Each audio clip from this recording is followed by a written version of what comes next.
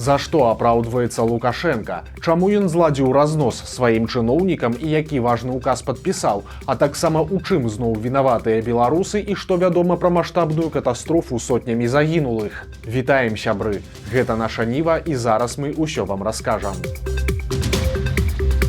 Лукашенко крытыкуе найбліжэйшых чыноўнікаў, расказвае пра грошы і свой верталёт, а таксама патрабуе прыдумаць невядома што і тлумачыць сваё знікненне. Сёння ў яго прайшла вялікая нарада з чыноўнікамі сваёй адміністрацыі, ці як называе гэта Наталля Эйсмент, з палітычным штабам. Апошнім часам ледзь не кожная такая нарада ператвараецца ў набор прэтэнзій і пагроз усім прысутным, і сённяшняя таксама не стала выключэннем. Напрыклад, Лукашенко паведаміў, што хоча павысіць сваім чыноўнікам зарплаты, але адразу ж яны атрымалі і папрокі, што трацяць надта шмат грошай і на мерапрыемствы, і на камандзіроўкі. Мы сегодня ищем, как повысить чиновникам, госслужащим зарплату.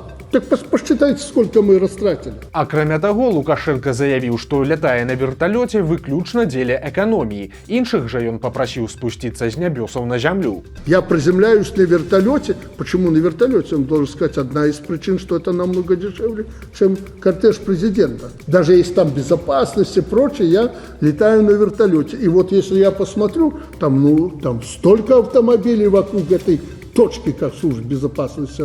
Там вокруг этой точки яблоку упасть негде. Ребята, мы обнагляли до крайности. Такого в 90-х годах не было.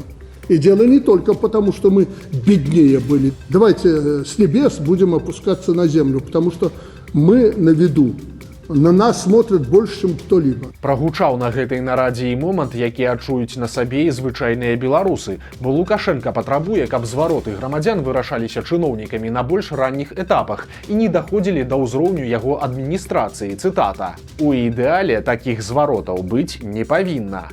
Такім чынам, роспачны план некаторых беларусаў, тыпу калі зусім бяда, то дайду да Лукашэнкі ўжо не спрацуе, бо дайсці да яго проста не дадуць. Прычым па яго ж загадзе. Ды і ўвогуле недзе з мінулага года стала вельмі заўважна, як ён зніжае сваю актыўнасць і адкрыта просіць чапаць яго як мага менш. Нядаўна ён таксама заклікаў рэгіянальных чыноўнікаў як мага больш пытанняў вырашаць самім. Таксама Лукашенко перыядычна знікае па серадах, і цяпер ён пачаў за гэта апраўдвацца. Маўляў, я працую з дакументамі.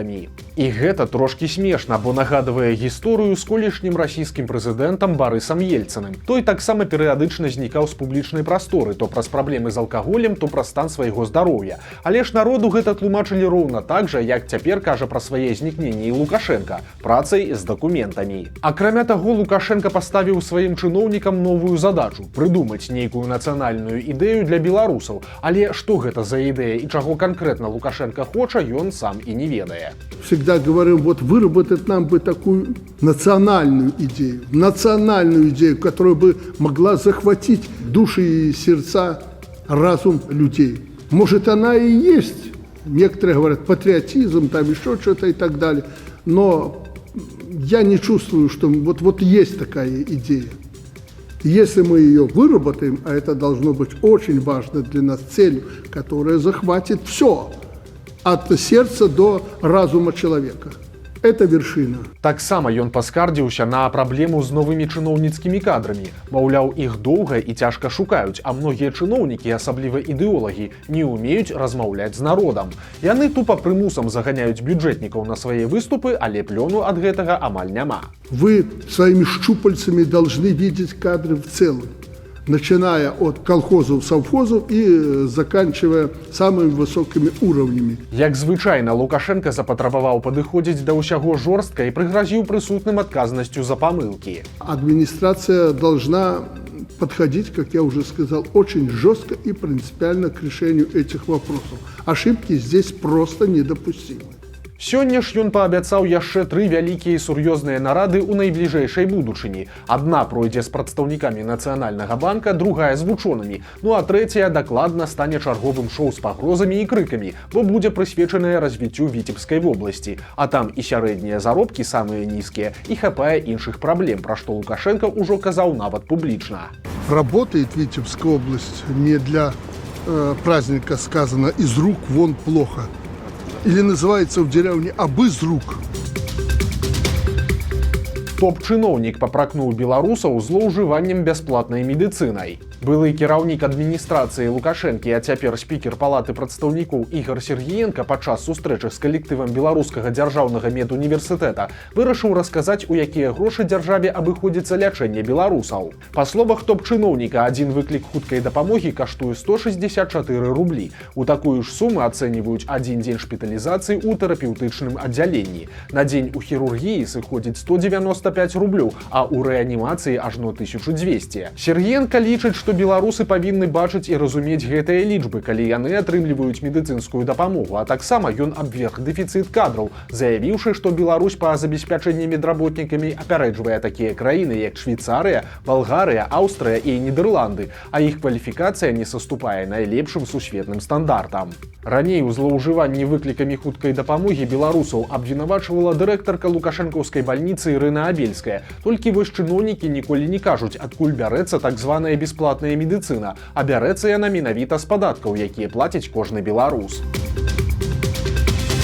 Пакуль Лукашенко крычыць і пагражае работнікам культуры разборкамі, а міністру турмой, афіцыйная культура ў Беларусі выглядае наступным чынам. Вялікі тэатр оперы і балета Беларусі ў сярэдзіне жніўня плануе гастролі ў акупаваным Крыме. Сярод арганізатараў гэтай паездкі намеснік генеральнага дырэктара тэатра Вадзім Мартысевіч. Як высветліў партал «Зеркала», мужчына не рэжысёр, не балетмайстар і нават не менеджер. Раней ён працаваў у сілавых органах і мае званне падпалкоўніка міліцыі. Адметна, што па інфармацыі «Зеркала» калектыў тэатра збольшага супраць гэтых гастроляў, але ж адміністрацыя цісне на артыстаў, у тым ліку намякаючы на праблемы ў далейшай кар'еры. Тым не менш, нямала людзей усё ж напісала адмовы ад паездкі, у прыватнасці ў аркестры. Па чутках, цяпер музыкаў для гастроляў прыходзіцца набіраць з іншых калектываў.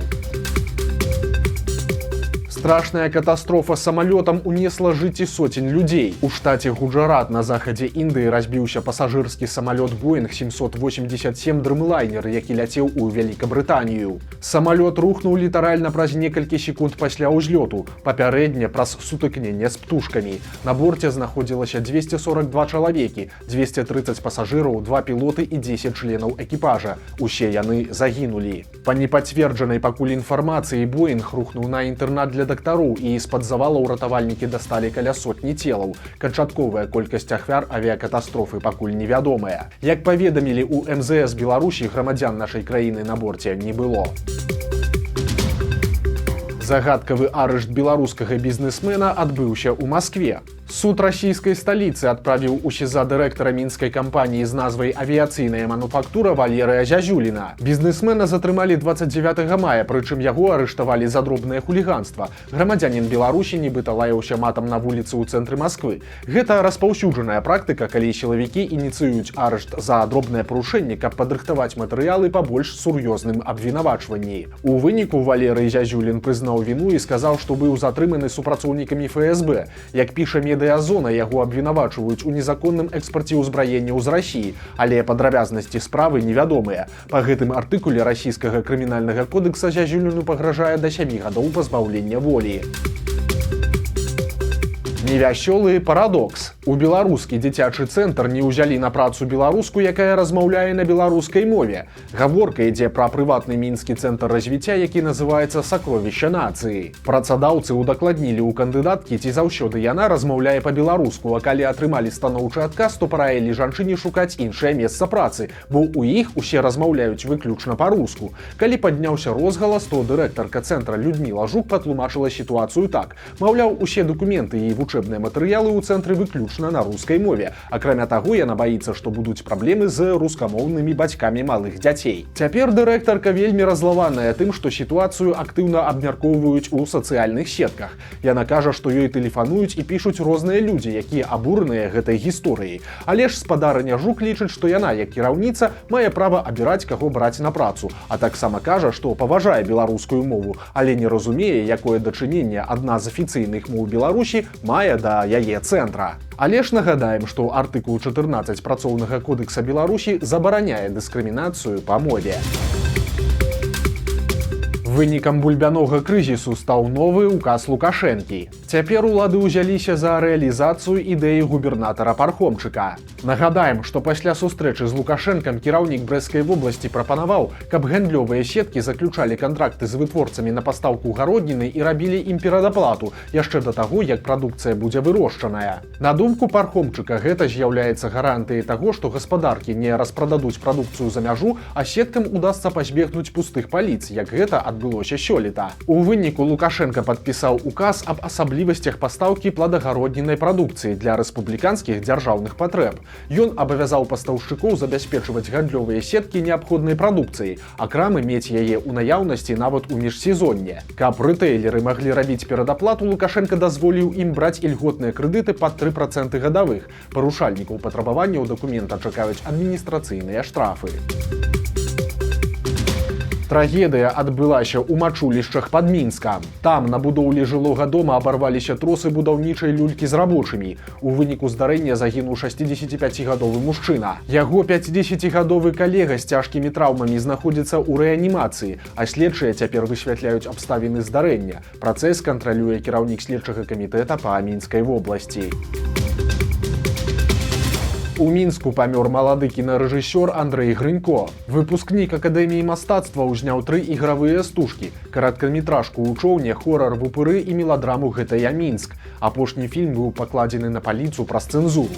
Апошнім часам Грынько зарабляў здымкамі відэарэкламы, кліпаў і ютуб-праектаў. Адна з апошніх яго прац – гэта здымкі дрыфт-гонак па Беларусі для мутнай кампаніі Blockchain Sports. Для ўдзелу ў пафасным відэа летась у Мінск прыязджаў вядомы нямецкі акцёр Тыль Швайгер. Як піша тэлеграм-канал «Свяшчэнны Белавуд», Андрэю Грынько раптоўна стала блага. Яго адвезлі ў бальніцу, але ж уратаваць, на жаль, не змаглі. Рэжысёру было ўсяго 36 гадоў. У Гомелі затрымалі наркафермера, і падчас затрымання ён спрабаваў забіць сябе. 54-гадовы жыхар абласнога цэнтра вырошчваў на сваёй дачы каноплі. Сілавікі знайшлі ў яго доме больш за 800 кустоў, а таксама абсталяванне, упаковачны матэрыял і гатовую для ўжывання прадукцыю. У паведамленні Міністэрства ўнутраных спраў сцвярджаецца, што падчас затрымання мужчына пачаў наносіць сабе ўдары нажом, але сілавікам удалося яго скруціць і пазбегнуць яго смерці. Цяпер яны правяраюць яго датычнасць да продажу наркотыкаў.